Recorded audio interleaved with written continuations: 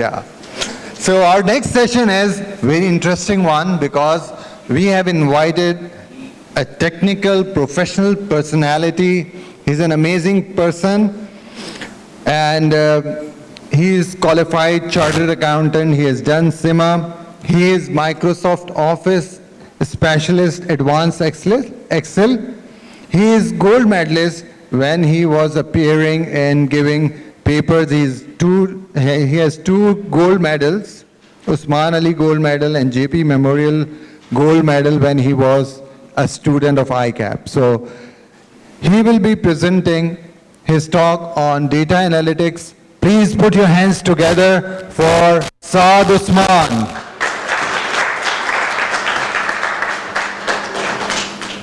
Thank you, Saad.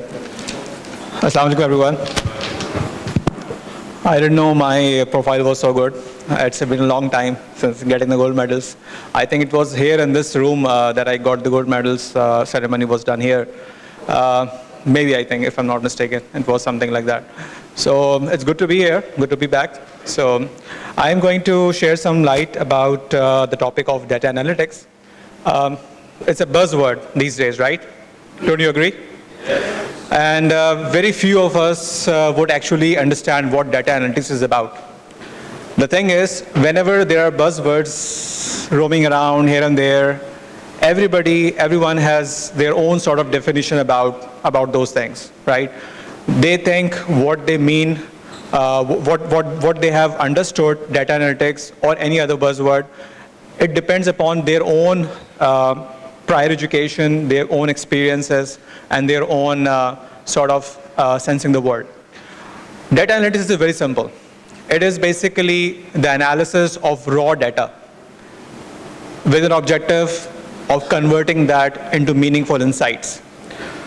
Acha, most of you, I'm assuming that you're working somewhere, whether in the firm or in the industry, right? Or maybe you're self-employed, you have your own businesses. But you and we come across data every day. Isn't that right? We come across data every day, and we cannot live without data. If we want to excel in life, as a business, as a person, we cannot live without data. So, how to deal with this problem, with this data overload? One thing is that the data analytics is getting more and more importance these days because the data is everywhere. And the amount of data that is there at the moment is huge, it's vast, it's humongous. And businesses can only thrive and can only survive if they put the data to good use. And they make meaningful decisions about that, and they take the decisions before their competitors. If you are late in taking the decision, a late decision is, you know, it's not something that's going to lead you into the front. So how are we going to do about data analytics when we are working in the industry? I am working as a CFO in one of the pharmaceutical companies in Pakistan. It's a big group, and we are the 6th largest group in Pakistan. And we have got some overseas companies as well. We are a true multinational in Pakistan. And we also have 4 legal entities in Pakistan and 2 legal entities abroad. So we come across data every day, and we have to take decisions about the data, using that data, and we have to take the decision before our competitors can do it. So how do we do it in the company? How do we do it practically? Data analytics comprises of 4 types of analysis. Number 1, if I can put it very in a simple term, what happened? What happened in the past? If we look at the data might be telling us something, right? It might be telling us something. So what happened? When we look back and we analyze the data, there's something that has to be answered looking at the data. The data might be telling us something. So what is the data telling us? What happened in the past? That is called descriptive analysis. So you make a description of the data, and based on the data, you analyze what happened actually. Did our sales go up? Did our sales go down? What happened with the new product that we launched last year? What happened with the competitor? What happened with the pandemic? Where is the market going on? It's going up, it's going down. Where is our market share? Are we getting more market share from the competitors, or are we losing the market share to them? So what happened? This is called descriptive analysis. And mind you me, the descriptive analysis has to have an objective. If you don't have any objective, the data analytics is meaningless. Okay? Then, when I already have the answer to the question, what happened in the past, the next logical question would be, why did it happen? What was the reason behind it? What are the underlying reasons for that? Why did our sales go up? Why that particular product which I was so bullish about did not perform so well in the market? Why did a particular product that I was not expecting, it suddenly came from nowhere and it got the major market share? How? We have all come across the pandemic, right? And the pandemic has literally changed the way we have been operating as an individual, as well as a company or as businesses, right? Can anybody deny that? No. It has permanently altered the way we have been living. And more so in the business. Businesses have taken decisions they would not have taken otherwise. Businesses have adopted technologies they would not have adopted otherwise. People have become more agile, people have become more adaptable, people have become more responsive to these kind of technologies, to these kind of changes, right?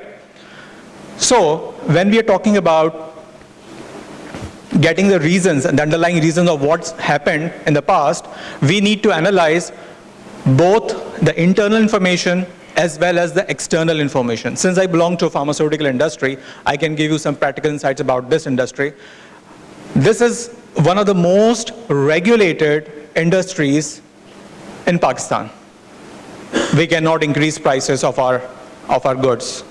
Contrary to the popular belief, contrary to what newspapers say, we cannot increase prices on our wishes, right?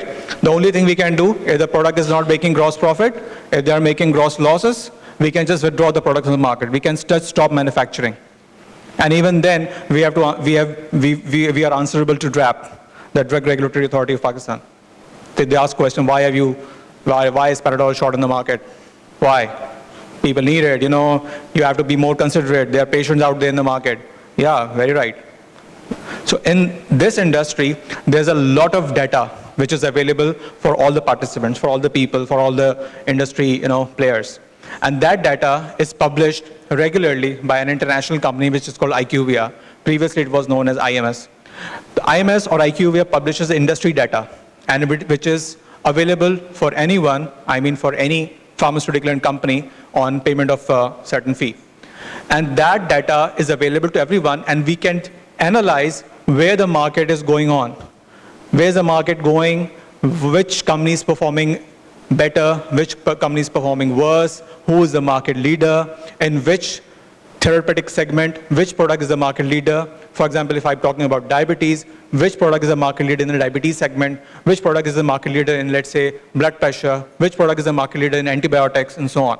So we can get a lot of information. A huge amount of information is available. You can just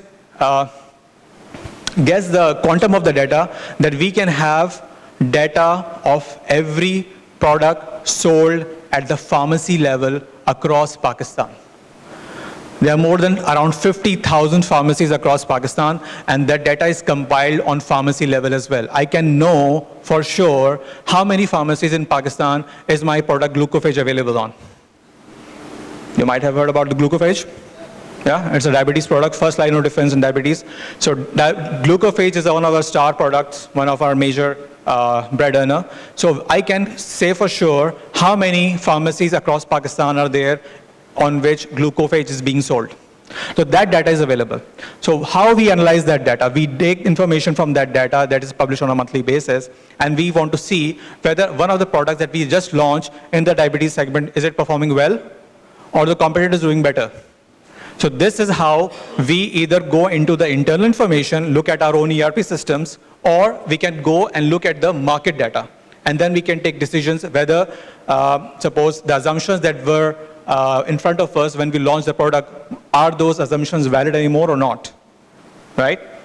Assumptions change all the time, because new information comes in, competitors take their actions, and then we have to modify our approach accordingly.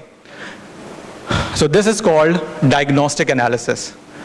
When we try to reason, when we try to make sense of what happened. So we want to dwell into the past and want to see what happened, why it happened, right? So this is called diagnostic analysis. What is the next logical question? Whatever happened in the past, is it gonna happen again in future or not? If one of the products that we launched did very well in pandemic, for example, there's a particular category of antibiotics that's called azithromycin. You might have heard the product name Azomax, which is produced by Novartis. And Azomax sold like hotcake, right? Like CAC calcium, hotcake. Everybody was stocking up Panadol at their own, like they were gonna eat 2 Panadol every time, morning, noon and evening, right? So everybody was stocking in all these medicines during the pandemic, and there were a lot of WhatsApp messages going around. You have to keep these medicines for sure at home. Make sure that they are there if you love your children, right? So a lot of products were sold, and we can say for sure that sales of 2 years and 2+ years were made in a single year for that particular product, right? And when we analyze the situation post-pandemic, we see a nosedive of the sales of those products in the market. Azithromycin as a molecule, Azomax as a brand is not selling as much as it used to sell during the pandemic, right? So why did it happen? We all know that was because of pandemic, that was because of the fear factor, that was because of the panic that the pandemic created all across Pakistan and all across the world actually. So this is how we try to analyze why something happened when it happened in the past. This is called diagnostic analysis. And the last question that you should answer is that if we know the reason why something happened, and when we try to predict the future, that's called predictive analysis. When we want to see whether something is going to happen again in the future or not, that is predictive analysis. So when we make prediction, we always try to understand the data from the past, reason it based on our assumptions of the market, based on our understanding of the market, of the competitors, and then we try to assume, make an assumption, make a prediction about the future. So that is predictive analysis.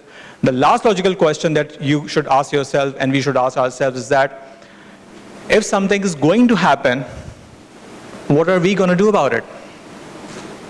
As a business, should we do something about it or not? Only, losers just stay put and do nothing. The winners, they take action, right? You have to take action when you know something's going to happen. Inaction is also, by the way, some sort of action, right? Inaction is also an action. Action towards doing nothing is inaction. But that is called prescriptive analysis, when you want to make sure that you need to do something and what that something should be. So that is prescriptive analysis, and every company who is into data analytics has to answer these 4 questions. What are them? What are these again? Number 1, descriptive analysis. Number 2, diagnostic analysis. Number 3, predictive analysis. And number 4, prescriptive analysis, right? So this is a theory about data analytics. Practically speaking, how do we do it in the company? Suppose let's take the example of sales. Every company is interested in sales, and every senior management of the company looks at sales on a daily basis. I'm not talking about that sale which we invoice to the distributors, we invoice to our direct customer. No, that is the sale that everybody looks, right? Every company can look at that sale. In pharmaceutical industry, there is a secondary sale which is done by the distributors to the chemists. And that data is not there in your ERP systems, because that data, that sale is not invoiced by you. That sale is invoiced by your customers to their customers, that is the pharmacies. And that information is collected on a daily basis from all the distributors across Pakistan through various systems, through emails, through flat files and all that, and online systems and all that. And that data is compiled on a daily basis, sorted, organized, cleaned, because there's a lot of messy data also comes in every day, right? You have to clean that data as well. And when that data is cleaned, then you try to analyze the situation. What happened? What happened yesterday? What was the sale yesterday? Why was the sale down? If we are already halfway through October, the sale for the target for the month should be 50% achieved by now. Has it been achieved or not? If it achieved, can we exceed that by the end of the month? If it did not achieve, what's wrong? Can we achieve our target by the end of the month or not? There are a lot of questions that have to be answered based looking at that data. And we should be the ones, finance people, I'm assuming all of you are from finance, so I'm assuming. So finance people have their fingertips on this data. And we should be in a position to answer those questions for the management before the management asks them those questions. And for that, you don't need to be a data expert, you just need to have common sense. Some people, when they know that I have got some experience in data analytic tools, they want to come, they come over to me and ask the question, sir, we want to make this kind of a graph, can you help us? I normally ask them, why do you want to make this graph, let's say, a donut chart? Why do you want to make a donut chart? So it would look good on my dashboard. I'm sorry, this is not the right answer. The right thing is that, what do you want to analyze? What is the question that you're trying to get the answers to? If you are sure about the question, then you'll find out an appropriate way, an appropriate manner, an appropriate tool to analyze that problem and to present that problem or a solution to the management. That might be a donut chart, that might be a column chart, that might be a tree map, that might be a combo chart, whatever. When you come with a fixed mindset that, look, I want to make a donut chart, so please help me out, it doesn't work like that, right? So being a finance person, I always recommend, whenever you want to go into data analytics, please, please, please, the first and foremost thing is to get the business understanding. Whichever business you are in, you need to be one step ahead from the average finance person. If somebody from pharmaceutical industry, if you know somebody, can you go and ask them, look, what are your 5 top products? They might be able to answer that question, 5 top products. They answer what those products actually do?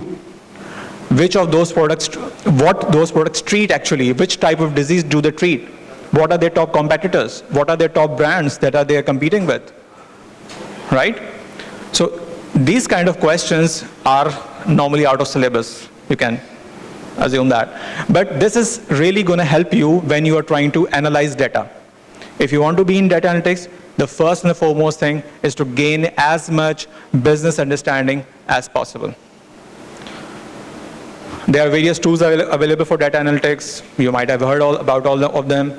Excel is one of them. Excel is the first and foremost. People normally analyze data first in Excel, and then they try to figure out some better tool to analyze data. You can use Power BI, you can use Python as a language, you can use R script, and then you can use Tableau as a dashboard also. So there are various tools available. That the selection of tool is not a big problem. The big problem is that the approach that we are employing for doing data analytics in our workplace. I hope ICAP that has launched this program about equipping the students and the members about the data analytics tools, and it's been a robust success so far. I wish the very best for the students, for the participants for that program, and I wish that every one of us sitting in this room and in the industry who want to do data analytics on a serious note, they should be spending some time with us in ICAP regarding that in that program. It will definitely help you all. Thank you very much. Can you stay on the stage? So I would like to invite President CA Toastmasters Club, Toastmaster Muazzam, to hand over a token of appreciation in form of flowers. Big round of applause. Screen on kara do, screen on kara do. As we are moving towards the end of